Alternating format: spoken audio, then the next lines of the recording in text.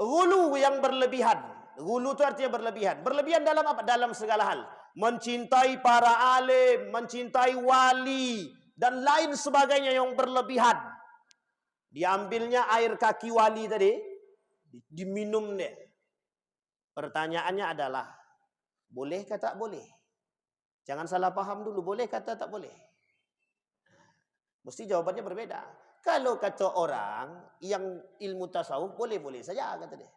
Tapi Bapak Ibu sekalian yang berbahagia, ada batasan tertentu yang tidak bisa kita lewati. Memahami wali melebihi Tuhan salah. Itu dia yang paling penting. Orang sekarang ini wali itu lebih daripada Tuhan.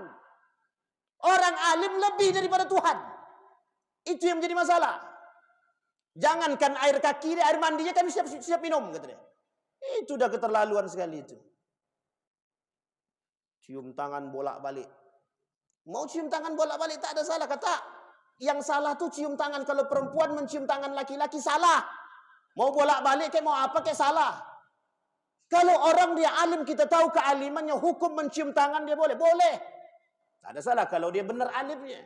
Ini sudah tak alim, hanya karena dia banyak duit kita cium tangan dia. Itu yang salah. Berlebihan. Sebentar lagi kita akan masuk pada musiman. Penyakit musiman. Apa itu penyakit musiman? Itu dia yang mau saya sampaikan. Tahun baru dan ucapan selamat Natal. Hukumnya haram.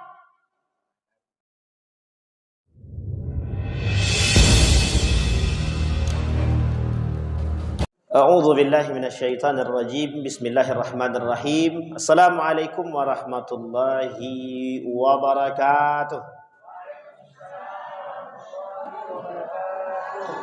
Alhamdulillahi rabbil alamin. Alhamdulillahilladzi an'ama bi ni'matil iman wal islam bihima tatimmus salihat.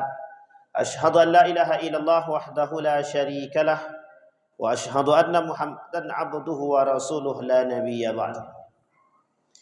Allahumma salli wa sallim wa barik ala hadzal nabiyil karim. Allahumma salli ala Muhammad wa ala ali Muhammad fil alamin innaka Hamidum Majid. Ya ayuhan nasu taqu rabbakum alladhi khalaqakum min nafsin wahidah wa khalaqa minha zawjaha wa batha minhuma rijalan katsiran wa nisaa. Wattaqullaha alladhi tasaaluna bihi wal arham innallaha kana 'alaikum raqiba. Wa qala Allah Ta'ala ya ayyuhalladzina amanu taqullaha wa qulu qawlan sadida yuslih lakum a'malakum wa yaghfir lakum dhunubakum wa may yuti'illaha wa rasulahu faqad faza fawzan 'azima. Puji syukur kehadirat Allah atas limpahan rahmat dengan mengucapkan alhamdulillahirabbil alamin, berselawat kepada Nabi dengan mengucapkan Allahumma shalli ala Muhammad wa ala ali Muhammad fil alamin innaka Hamidum Majid. Bapak Ibu sekalian yang berbahagia, mudah-mudahan di maghrib ini Allah limpahkan rahmat dan karunia-Nya kepada kita semua. Allah jadikan kita orang-orang yang selalu bersyukur akan segala nikmat-Nya. Allah anugerahkan rumah tangga yang sakinah, mawaddah, warahmah. Allah anugerahkan anak-anak yang saleh dan salihah. Allah istiqamahkan kita dalam ketaatan dan beribadah kepadanya. Amin ya rabbal alamin. Baik Bapak Ibu sekalian yang berbahagia, apa kabar, sehat? Ini adalah pertemuan kita yang kedua kalinya. Alhamdulillah, mudah-mudahan selalu bisa istiqamah. Baik Bapak Ibu, di malam hari ini ada hal yang ingin saya sampaikan. Dalam kajian kita yang singkat ini, judul kita malam hari ini adalah 5 penyebab penyimpangan akidah. Di majlis kita nih belum ada pembahasan tentang tauhid. Doakan mudah-mudahan di tahun yang akan datang, mudah-mudahan nanti kita bisa sisipkan dari 8 pertemuan itu, kita cari satu waktu untuk membahas tentang akidah. Kenapa kok penting? Karena sumber. Akidah adalah salah satu sumber diterimanya amal ibadah seseorang jika benar. Kalau tak benar, tak akan diterima. Nabi bilang dalam hadisnya sittatu asya'in tuhbitul a'mal. Ada enam perkara yang merusak amal ibadah. Di antara 6 perkara yang bisa merusak ibadah itu adalah salah satunya adalah akidah yang rusak. Dan akidah yang rusak itu sederhana sekali, kerusakan akidah itu disebabkan karena penyimpangan akidah. Penyimpangan akidah itu bisa terjadi disebabkan karena kurangnya iman. Kurangnya iman itu bisa terjadi karena disebabkan karena satu hal, kebodohan. Nanti kita lihat apa 5 penyebab penyimpangan akidah itu. Pertanyaan pertama, seberapa pentingkah akidah dalam kehidupan kita? Saya sebutkan Bapak Ibu. Yang pertama, ada yang mengatakan kata Said Hawa dalam kitab dia 20 yang merusak syahadat. Kalau rusak syahadatnya, tak Allah terima amal ibadahnya. Mau 70 tahun, 80 tahun, 60 tahun dia beribadah habis semua. Kalau rusak akidah dia, kalau rusak syahadat dia. Yang kedua, dalam pembahasan yang lain oleh para ulama, oleh Syekh Abdul Wahab Sulaiman At-Tamimi mengatakan 10 yang merusak agama. Atau 10 nawaqidul Islam yang membatalkan keislaman seseorang. Ada 10. Sekarang kita bahas 5 poin yang melakukan atau penyebab penyimpangan akidah. Akidah berasal dari agama, agama berasal daripada syahadat. Syahadat adalah gerbang untuk masuk dalam agama Islam. Ada berapa syahadat kita Bapak Ibu? Ada berapa syahadat? Ini diam karena lupa atau karena apa nih? Karena ngantuk. Ada berapa syahadat kita? Assalamualaikum. Syahadat ada 2. Ingat itu, jangan goyang. Oh, kalau tak paham syahadat nih. Syahadat ada 2. Asyhadu an la ilaha illallah wa asyhadu anna Muhammadar Rasulullah. Ada berapa? 2. Kalau Syiah ada berapa? 3. Syiah ada 3. Nanti saya sampaikan kenapa penyebab penyimpangan mereka dan ada poin-poin tertentu. Loh kok 3 bagi Syiah? 1 diantaranya asyhadu anna Aliyya karramallahu wajhah. Jadi Syiah itu 3. 1 Allah, yang kedua Rasul, yang ketiga Ali bin Abi Thalib. Makanya syahadat mereka nambah 1. Bagi Syiah yang maksum itu bukan Nabi, bukan hanya baginda Nabi Muhammad SAW. Tapi ada 1 lagi yang maksum, Imam 12. Nah, Imam 12 itu maksum bagi mereka, sama derajatnya dengan Nabi. Nah, ini muskilah kita hari ini, teman-teman Syiah. Syiah hari ini merajalela. Baik, nawaqidul Islam, nawaqidul syahadat yang membatalkan syahadat. Gerbang kita masuk Islam syahadat. Rusak salah satu di antara syahadat tadi, atau syahadatain rusak di antara keduanya, habis Islam seseorang. Rusak amal ibadah dia. Berarti murtad dia Ustaz? Belum tentu. Kata para ulama, orang yang rusak syahadat dia belum tentu murtad. Tapi dia sama derajatnya dengan orang kafir. Tahu sama derajatnya? Sama derajat amal ibadahnya dengan orang kafir. Pertanyaannya, orang kafir kalau ibadah diterima apa tidak? Tidak diterima. Sama, orang yang rusak syahadat dia disebut dalam pembahasan para ulama kufur dia. Orang yang kufur sama perilaku dia dengan orang kafir. Baik, yang merusak syahadat, yang membatalkan syahadat. Ketika orang sudah bersyahadat masuk ke dalam agama namanya Islam. Nah, pertanyaannya, adakah yang bisa merusak amal ibadah? Adakah yang bisa merusak keislaman seseorang? Ada 10 poin.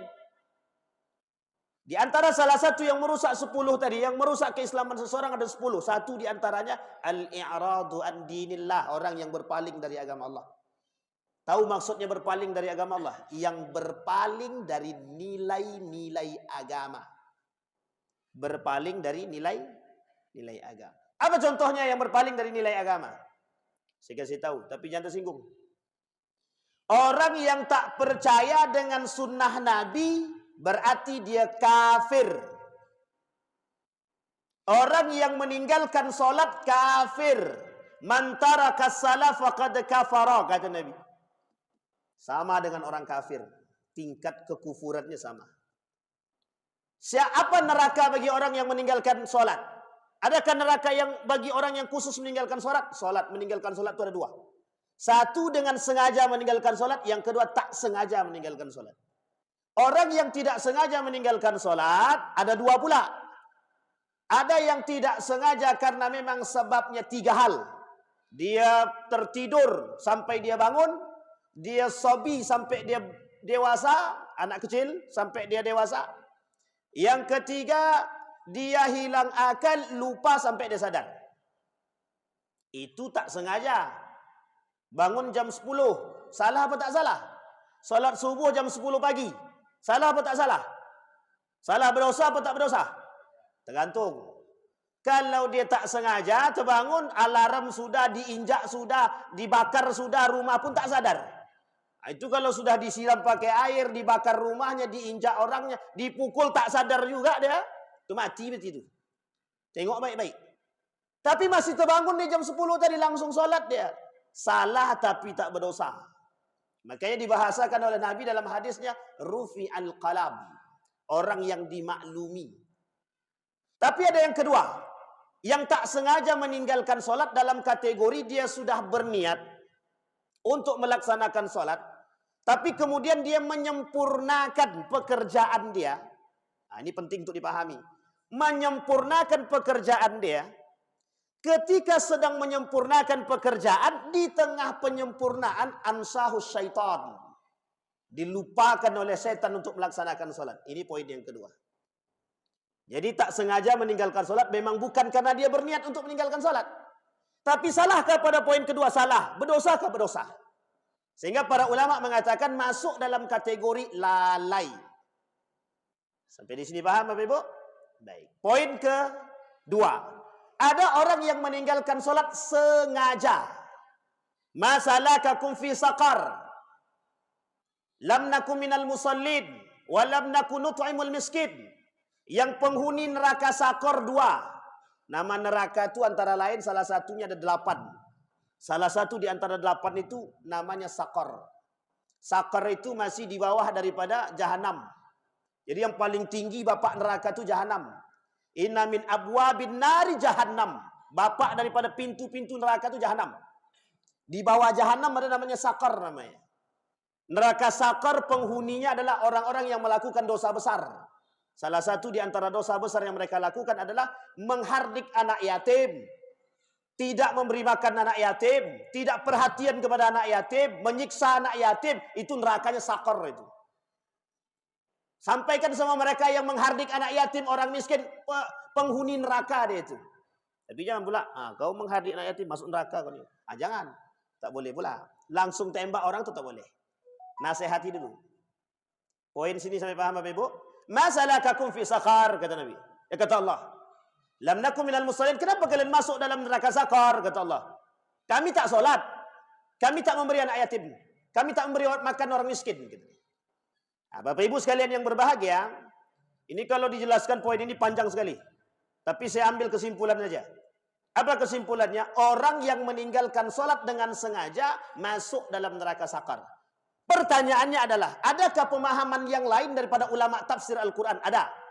Wahbah Zuhaili, Ibnu Katsir Al-Maraghi, dan Buya Hamka dalam kitab tafsirnya mengatakan, yang dimaksud penghuni neraka Saqar itu bukan orang yang meninggalkan solat.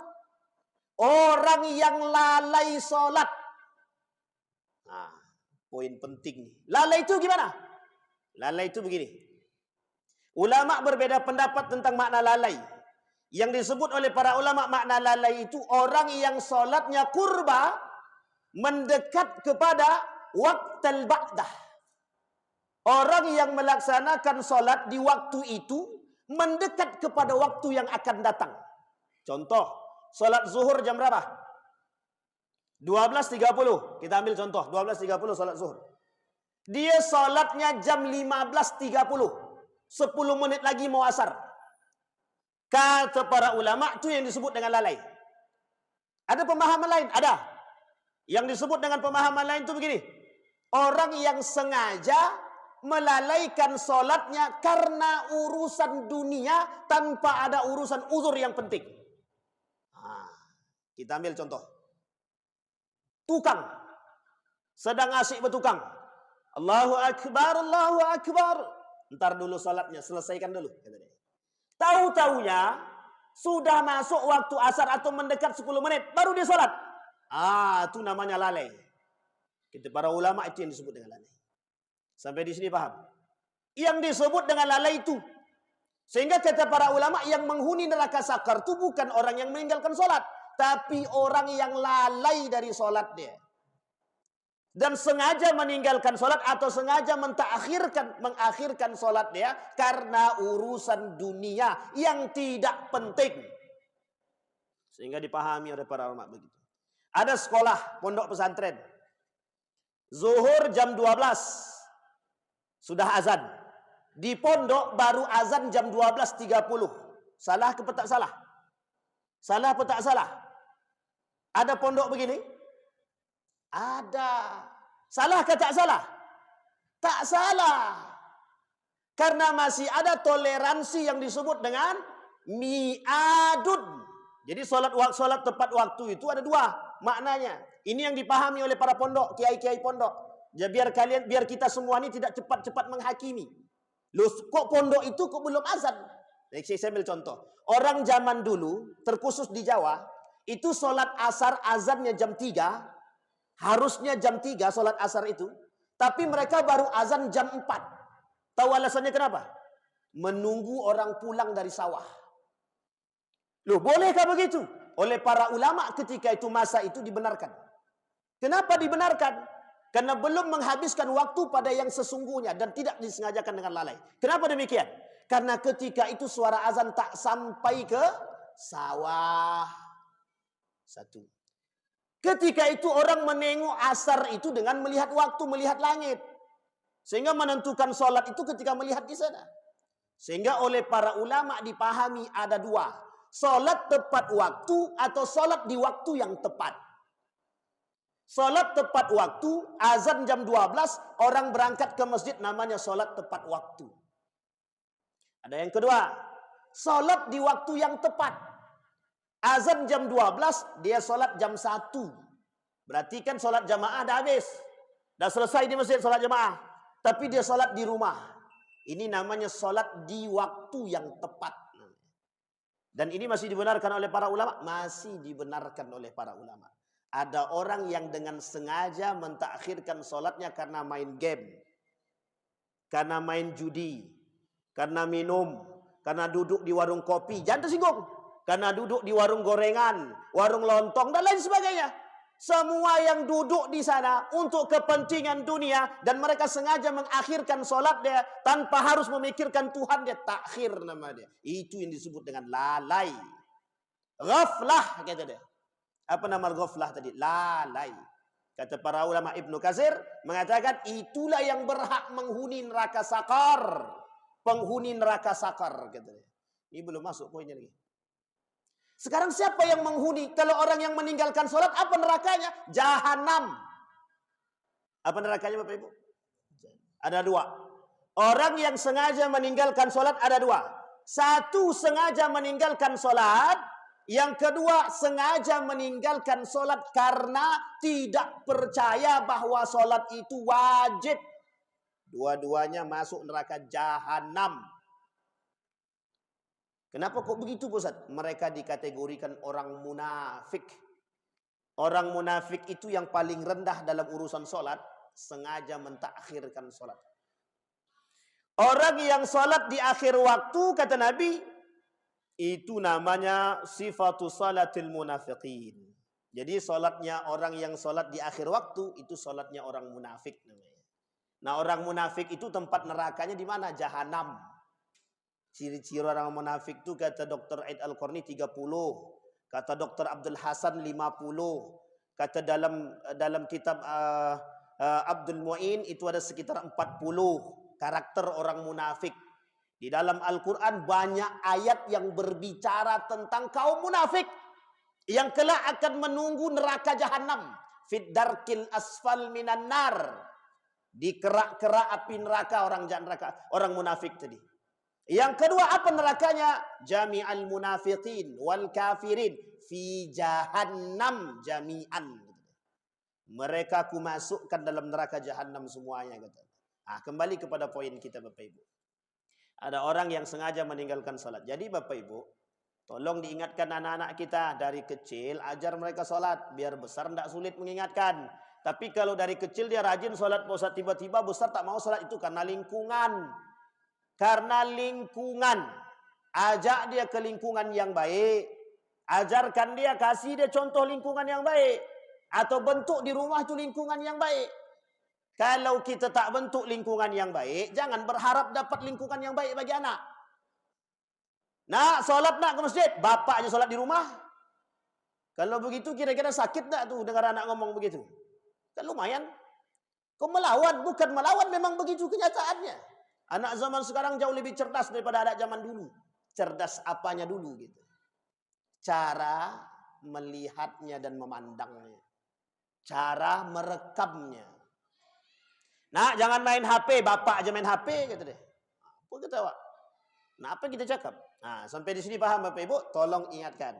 Ini poin-poin penting. Nah, kembali kepada poin kita tadi. Orang yang rusak akidah dia atau yang menyebabkan akidah dia menyimpang, itu ada 5 poin. Dan ini penting untuk kita sampaikan. Yang pertama kata Nabi, yang pertama yang menyebabkan penyimpangan akidah, kebodohan. Kebodohan terhadap akidah yang benar. Saya kasih tahu Bapak Ibu. Di dalam perang pemikiran ada namanya taskik. Taskik itu artinya keraguan-raguan terhadap agama. Jadi gini, kita umat muslim dibuat ragu dengan nilai agama. Apa contohnya? Ini saya kasih contoh. Apa hukum jilbab? Hukum jilbab apa ibu-ibu? Wajib, kata siapa? Kata ibu-ibu. Apa kata Al-Quran? Kata Al-Quran. Kata Quraisy Shihab tidak. Sampai di sini paham. Ragu enggak kalau yang ngomong tuh profesor?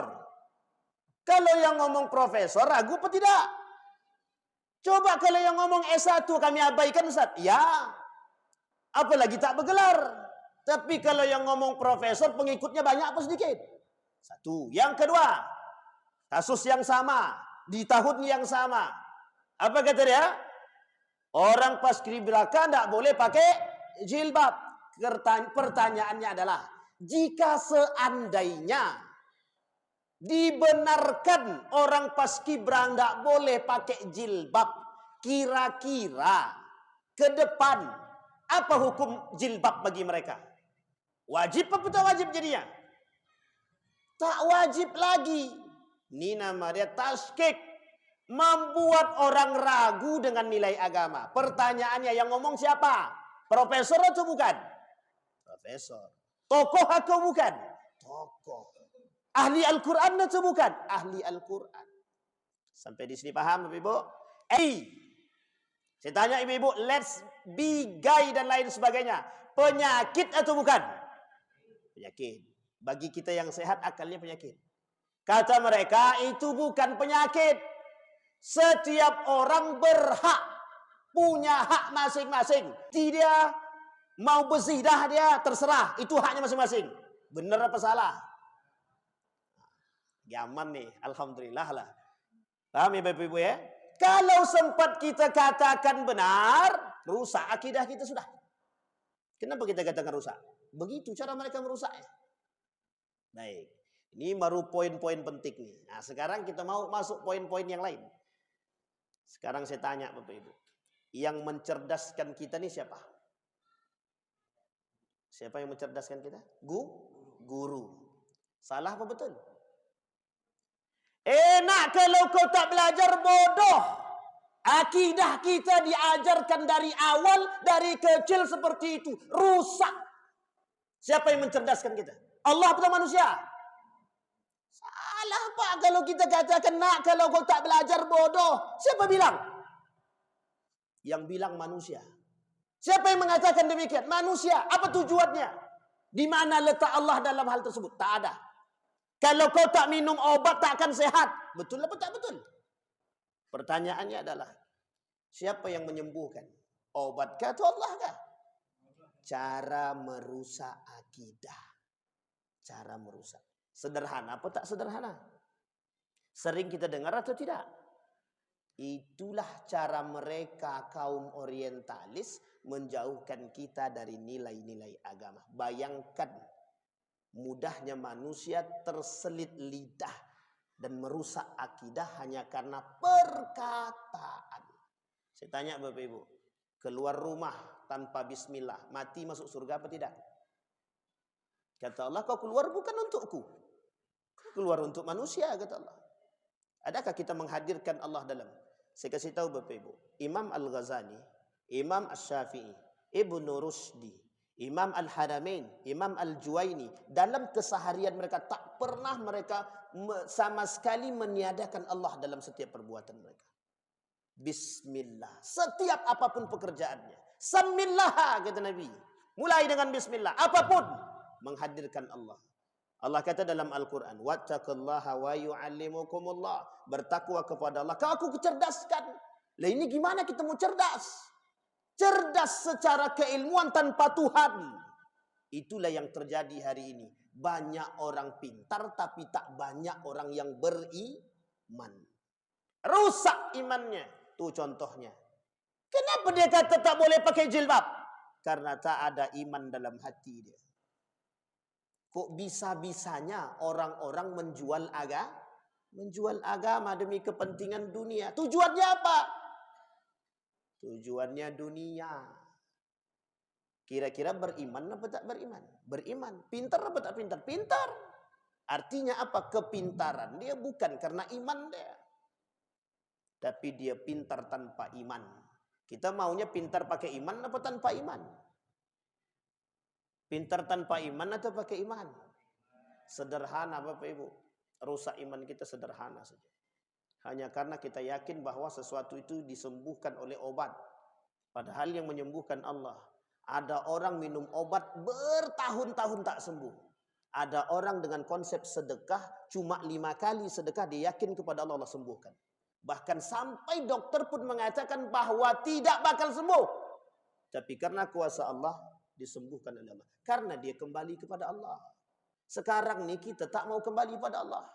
Kita maunya kembali ke mana? Ke manusia. Coba bayangkan. Makanya kenapa saya katakan di pertemuan-pertemuan sebelumnya, sekarang ini muncul Tuhan baru. Tuhan baru itu udah banyak. Ada manusia, ada jabatan, kekuasaan, harta, tahta, wanita, itu Tuhan baru bagi mereka itu. Kenapa? Lebih mencintai mereka daripada Tuhan itu sendiri. Berat memang. Tapi kalau kita tak melatih dari sekarang sulit. Kapan kau mau kita latihkan lagi? Tak bisa. Baik. Kebodohan terhadap akidah yang sahih. Maka Bapak Ibu sekalian yang berbahagia, jika Bapak Ibu mau, insya Allah di tahun depan kita cari ustadz untuk bisa mengisi tentang akidah 1 kali dalam sebulan.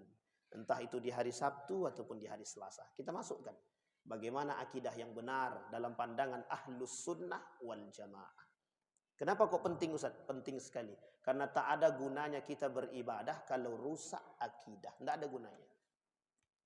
Hal yastawil ladzina ya'lamuna wal ladzina la ya'lamun. Sama ada orang beribadah dengan ilmu tanpa ilmu? Tidak sama. Kalau orang berilmu ibadah, dia beribadah dengan ilmu, maka tinggi dan Allah terima amal ibadah. Tapi kalau dia beribadah tanpa ilmu, sia-sia. Sampai di sini paham Bapak Ibu? 1. Yang kedua, tidak mengenal kejahiliahan. Salah satu penyebab penyimpangan akidah itu adalah tidak mengenal kejahiliahan. Saya kasih penjelasan cepat aja. Kalau nanti kita ketemu lagi dengan izin Allah, saya sampaikan model-modelnya. Di dalam Al-Quran ada 4 macam kejahiliahan. 4 macam. Kejahilian itu dalam Al-Quran ada 4. 1 kata Allah dalam Al-Quran, zannal jahiliyah. Orang yang berfikir seperti orang jahiliyah. Apa contohnya? Kalau kau tak kerja, anak istrimu mau makan apa? Secara nalar logika, secara rasional, secara realita betul. Tapi secara konsep Tuhan tak betul. Ada orang yang sudah berusaha dan dia meminta kepada Allah dengan penuh keikhlasan, kira-kira Allah kasih atau tidak? Kalau ada orang datang kepada Allah Dia sudah berusaha mencari pekerjaan.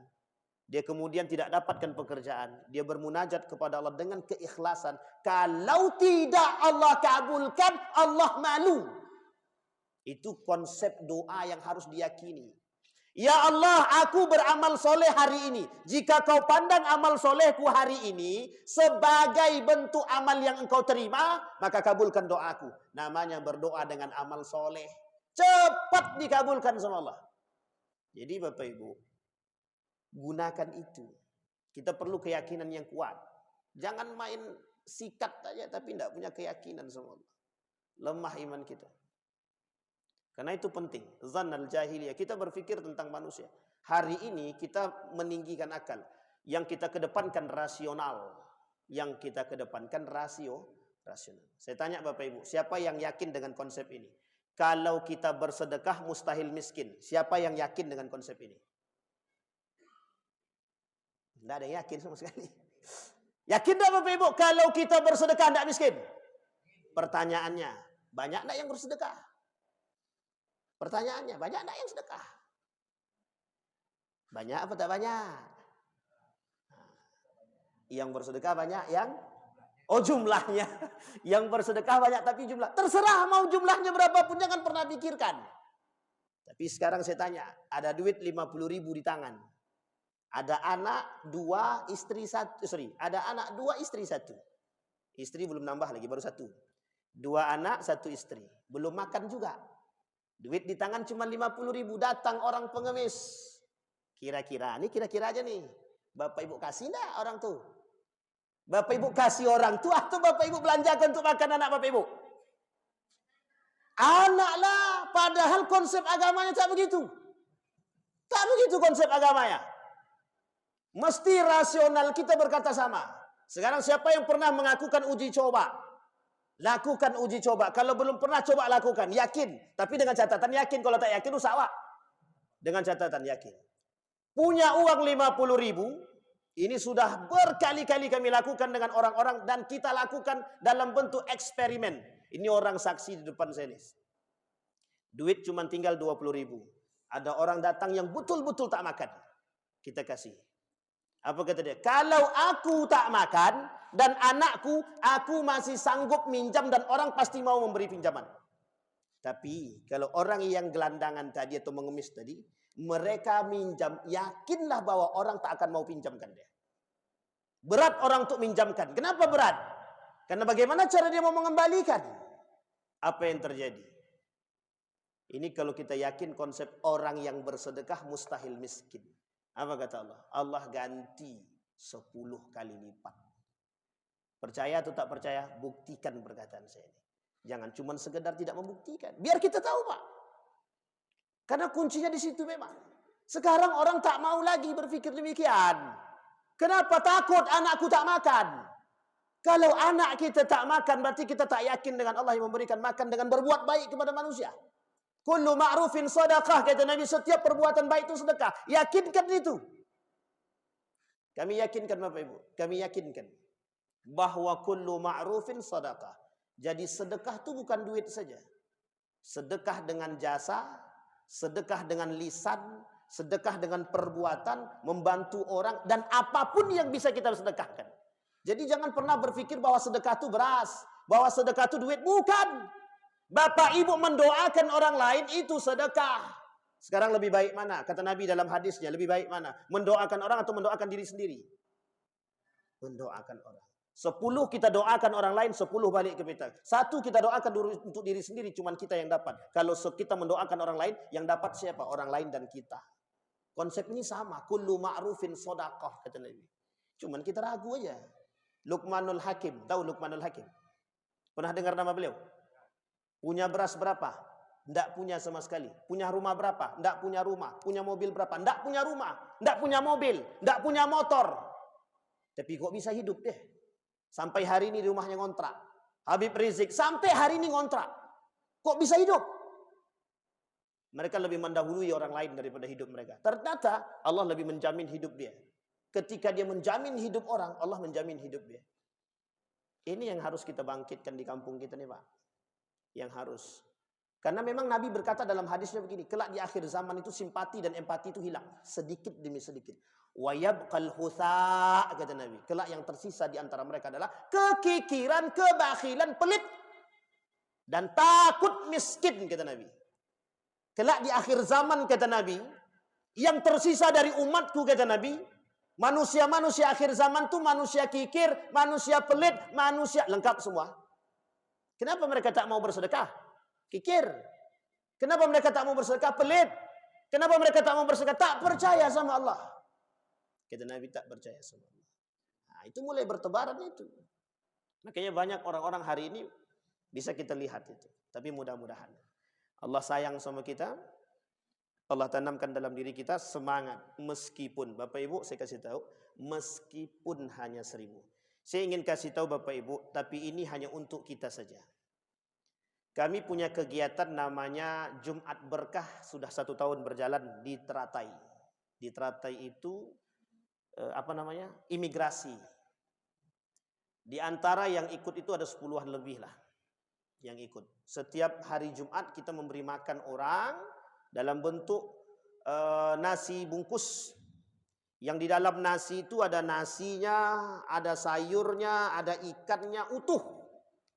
Tak ada potong-potong. Kira-kira, kalau Bapak Ibu perkirakan harganya berapa? Ada 10.000? Lebih ya?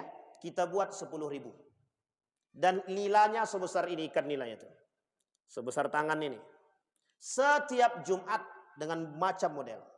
Yang ikut itu ada yang 10.000 karena 1 bungkus. Dia 1 bungkus itu 10.000. Siapapun boleh ikut. Hanya kami tidak bolehkan ikut organisasi apapun yang datang membawa embel-embel organisasi.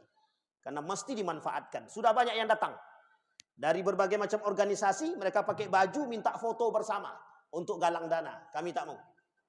Singkat cerita, yang ingin saya sampaikan adalah, ada orang yang hidupnya sangat tidak layak. Ketika kami kasih nasi, apa jawaban dia? Satu saja jawabannya. Aku bukan mau terima nasi. Aku ingin ikut bagian daripada kalian. Berapa Pak? 10.000. 10.000 berarti 1 bungkus setiap Jumat. Masih banyak orang yang diberikan kelebihan harta? Masih. Kita tanya setelah 6 bulan kita tanya, apa yang Bapak rasakan setelah 6 bulan ikut kegiatan ini? Saya belum pernah merasakan diri saya sesegar sekarang. Coba bayangkan. Karena Allah mengembalikan dalam bentuk yang lain. Kalau kita tak yakin dengan konsep kayak gini, kira-kira rusak atau tak rusak akidah kita? Yang mengkayakan kita Allah. Makanya Nabi kata, orang yang sedekah tidak mungkin, mustahil miskin. Tapi pertanyaannya, artinya kebalikannya, orang yang rajin sedekah mesti kaya. Itu kunci kekayaan. Selain daripada kunci yang lain. Kata Ustaz Lukman tuh kunci kaya itu paling besar 2 katanya. Rajin sedekah, yang kedua yang kedua orang tua katanya. Kalau sering memberi kepada orang tua mesti kaya tuh orang. Atau artinya perhatian kepada orang tuanya, dicukupkan hidup orang tuanya. Yang kedua, rajin sedekah. Mesti kaya. Sampai guru saya itu mengatakan begini. Aku tak pernah tidak pernah membeli jajan bulanan untuk anak istriku di rumah. Karena sebelum aku membeli, mereka sudah dipenuhi. Itu janjinya Allah, kata dia. Nah, itu kan kaitannya dengan keyakinan. Zannal jahiliyah.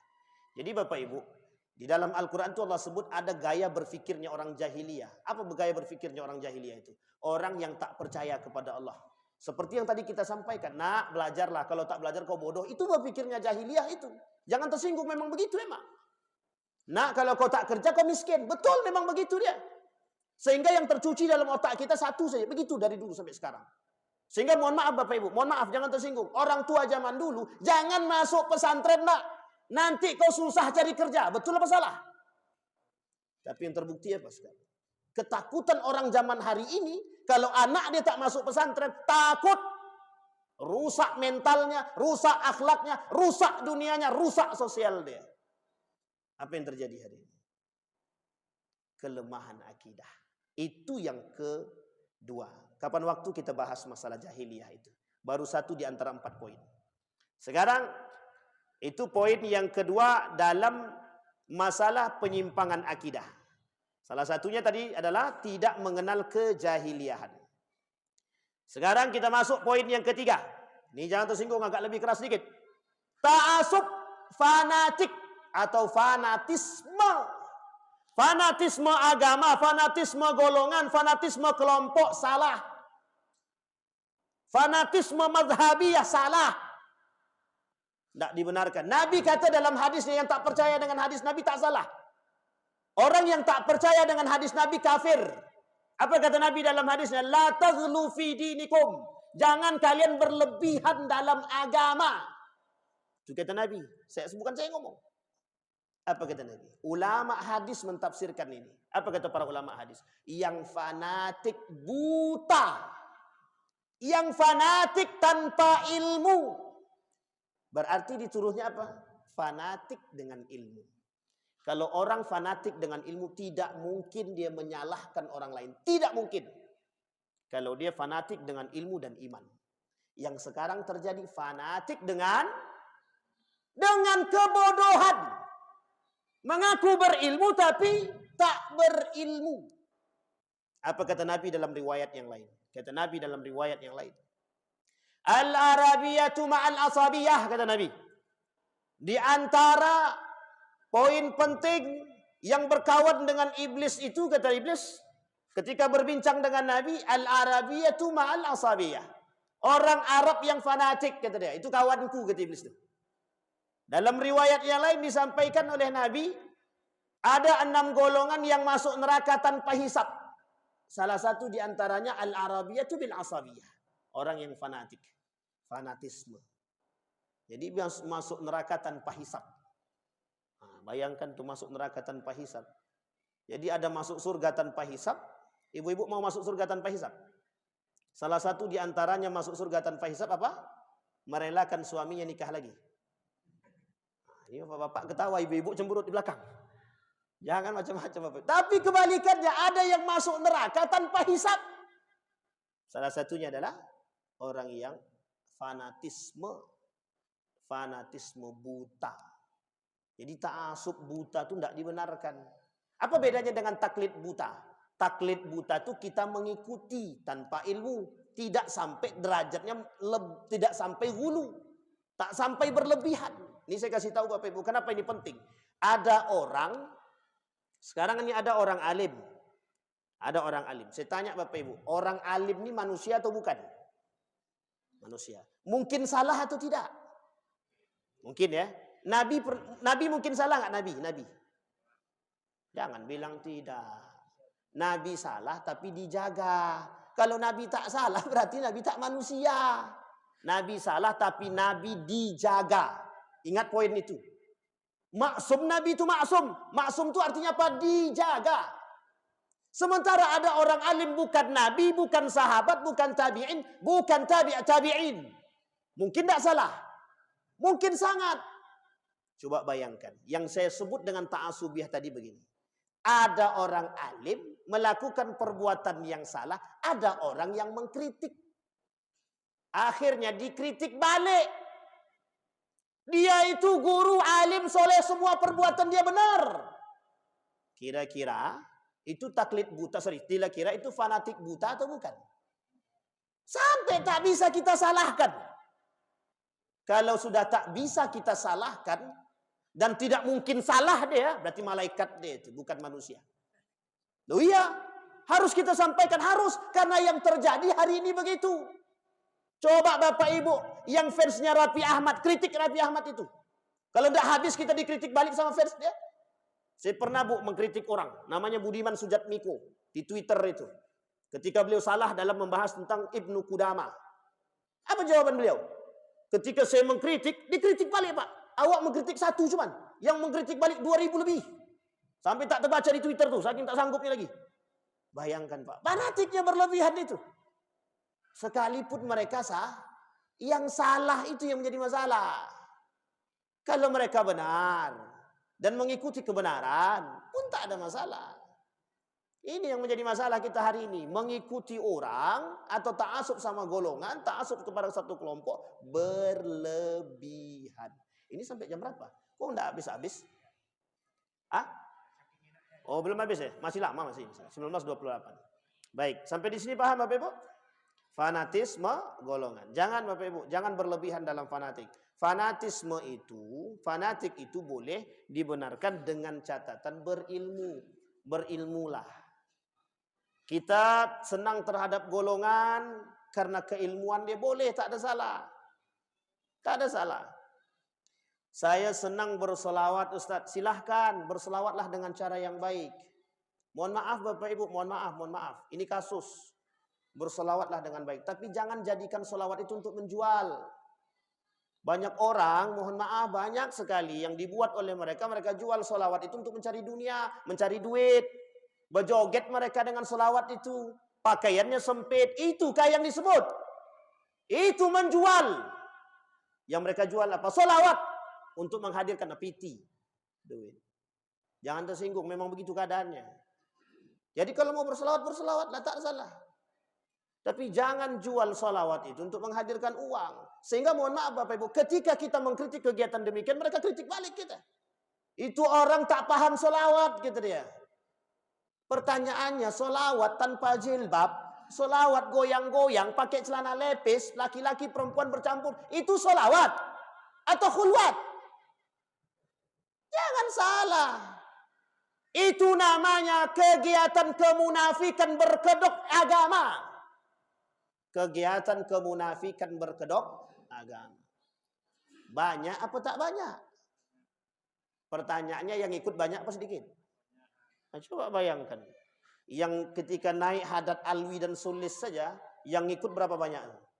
Mereka tidak tahu kalau itu Syiah. Coba, banyak sekali ngefans sama mereka kan? Coba yang ngefans sama Abu Bakar sampai sekarang pun tak nampak orangnya yang mana. Abu Bakar tahu? Enggak. Ibnu Qudamah tahu? Enggak. Raffi Ahmad tahu? Jadi fanatiknya aneh itu. Sampai di sini paham Bapak Ibu ya? Itu poin penting yang harus kita pahami.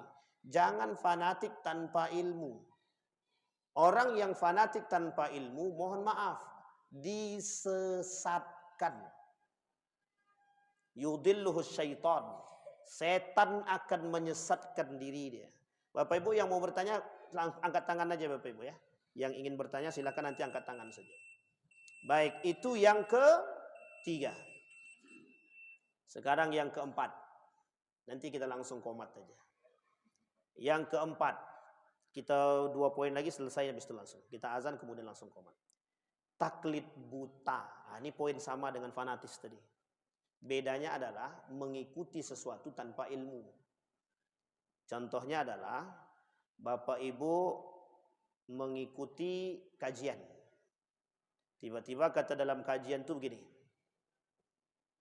Kami sholatnya tangannya itu di bawah. Tidak berlipat. Tapi kami tangannya di bawah. Masih ingat ya Bapak Ibu ya. Ini cara sholatnya mazhab Maliki. Sholat mazhab Maliki itu Allahu Akbar dia tak lipat tangan. Tapi tangan dia taruh di bawah. Maliki. Yang kedua ini tata cara sholatnya orang Syiah. Ada 2, Syiah dan Maliki. Yang disebut dengan taklid buta itu mengikuti perbuatan ini ketika ada yang mengatakan, mohon maaf, ada yang melakukan perbuatan yang lain, Allahu Akbar, apa kata dia? Sholat kau ini tak sah. Sampai di sini paham? Itu mengikuti tanpa ilmu. Ternyata ada dalil yang berbicara tangan lipat. Ada dalil yang berbicara tangan di bawah pusat. Ada dalil yang berbicara tangan di atas pusat antara dada dan pusat. Ada dalil yang berbicara tangan di atas dada. Yang tak ada dalil itu tangan di atas kepala. Itu tak ada dalilnya. Turun dengan lutut duluan dan tangan duluan, ada dua-duanya. Jadi jangan salah paham. Orang berdalil dengan bismillah ketika sholat ada dalilnya. Dan bismillahnya sir juga ada dalilnya. Kedua-duanya ada dalilnya. Allahumma ba'id baini dalilnya ada. Wajjahtu wajhiya lilladzi ada dalilnya. Jadi jangan saling salahkan kalau tak paham ilmunya dulu. Untuk memahami satu poin itu butuh ilmu. Akhirnya yang terjadi apa? Kedangkalan ilmu menyebabkan kedangkalan akidah. Kedangkalan akidah menyebabkan rusak amal ibadah. Menyalahkan orang hukumnya salah. Mengkafirkan orang hukumnya salah. Membid'ahkan orang hukumnya salah. Mengaku paling benar hukumnya juga salah. Pahami dengan ilmu, bukan dengan nafsu. Jangan karena kebencian dengan golongan kita kemudian mengatasnamakan kita paling benar. Kita menyerang orang, sadarkan dulu diri kita nih, benar apa salah? Atau jangan-jangan mereka yang benar, kita yang salah. Nah, ini yang paling penting untuk kita pahami. Jadi kebencian yang hari ini itu mendorong untuk melakukan hal tersebut. Terakhir, kapan waktu kita lengkapi. Ghulu, berlebihan dalam mencintai, mohon maaf, ini bahasa ulamanya begitu. Apa kata beliau dalam tulisan beliau itu? Ghulu yang berlebihan. Ghulu itu artinya berlebihan. Berlebihan dalam apa? Dalam segala hal. Mencintai para alim, mencintai wali, dan lain sebagainya yang berlebihan. Diambilnya air kaki wali tadi, diminum deh. Pertanyaannya adalah, boleh kata tak boleh? Jangan salah paham dulu, boleh kata tak boleh? Mesti jawabannya berbeda. Kalau kata orang yang ilmu tasawuf, boleh-boleh saja kata dia. Tapi Bapak Ibu sekalian yang berbahagia, ada batasan tertentu yang tidak bisa kita lewati. Memahami wali melebihi Tuhan salah. Itu dia yang paling penting. Orang sekarang ini wali itu lebih daripada Tuhan. Orang alim lebih daripada Tuhan. Itu yang menjadi masalah. Jangankan air kaki dia, air mandinya kan siap minum kata dia. Itu udah keterlaluan sekali itu. Cium tangan bolak-balik. Mau cium tangan bolak-balik tak ada salah, kata. Yang salah tuh cium tangan. Kalau perempuan mencium tangan laki-laki salah. Mau bolak-balik kayak mau apa kayak salah. Kalau orang dia alim, kita tahu kealimannya, hukum mencium tangan dia boleh. Boleh. Tak ada salah kalau dia benar alimnya. Ini sudah tak alim. Hanya karena dia banyak duit, kita cium tangan dia. Itu yang salah. Berlebihan. Ghulu. Tak boleh kita berlebihan. Yang dikatakan oleh Nabi dalam hadis, La taghlu fi dinikum. Kemudian Allah kata dalam surat Nuh, jangan sekali-kali kamu meninggalkan atau penyembahan Tuhan-Tuhan kamu. Dan jangan pula sekali-kali kamu meninggalkan penyembahan Wat. Dan jangan pula Suwa, Yaghut, Ya'qut, dan Nasr. Ini adalah salah satu bentuk yang Allah, refleksi yang Allah sampaikan dalam surat Nuh tentang karakter-karakter jahiliyah ketuhanan. Dan itu terjadi Bapak Ibu. Di Riau ini ada salah satu kelompok yang saya temukan, sholat Jumat dia sholat, pas sesajenan dia ikut juga. Nah, itu mantap juga tuh. Itu namanya toleransi. Toleransi yang bablas, yang rusak, itu bukan toleransi lagi. Nah, Bapak Ibu, terakhir sebelum saya tutup. Hari ini Bapak Ibu, sebentar lagi kita akan masuk pada musiman, penyakit musiman. Apa itu penyakit musiman? Itu dia yang mau saya sampaikan. Tahun baru dan ucapan selamat Natal. Hukumnya haram. Bagi umat muslim haram mengikuti tradisi-tradisi jahiliyah. Sekalipun mengucap selamat Natal, tahun baru, tidak usah. Hukumnya apa? Apa hukumnya orang muslim mengikuti perbuatan non-muslim kafir? Rusak, kufur. Rusak dan kufur. Jadi tak usah. Besok Pak Ketua Masjid, kebetulan beliau ada di sini, malam tahun baru, biar rame, buat pula kegiatan di masjid kita nih. Entah apa kayak terserah, entah pengajian, atau selawat kayak terserah lah. Yang penting ada kegiatan. Untuk apa anak muda tuh yang nak keluar sama cewek-cewek dia? Orang tua stop. Jangan keluar sama pacar kau. Keluar ke dalam masjid aja. Maksudnya keluar rumah, masuk dalam masjid. Ikut kajian. Terserah siapapun. Buatlah kegiatan yang bermanfaat bagi kita semua. Bapak Ibu, ini penyakit musiman. Kenapa saya katakan penyakit musiman? Ada orang yang menolak fatwa ini. Ada yang menolak fatwa Majelis Ulama Indonesia. Kata majelis ulama haram mengucapkan selamat Natal, kata mereka tidak ada masalah. Nah, yang kita lawan yang mengatakan yang tidak ada masalah ini. Inilah kerusakan dan pendangkalan akidah dan serta penyimpangannya. Mudah-mudahan bermanfaat bagi kita semua. Mudah-mudahan ada baiknya. Kalau ada kata yang salah dan keras, terlalu keras, saya minta dimaafkan. Bisa dimaafin Bapak Ibu? Fa'tabiru ya ulil absar la'allakum tuflihun. Assalamualaikum warahmatullahi wabarakatuh.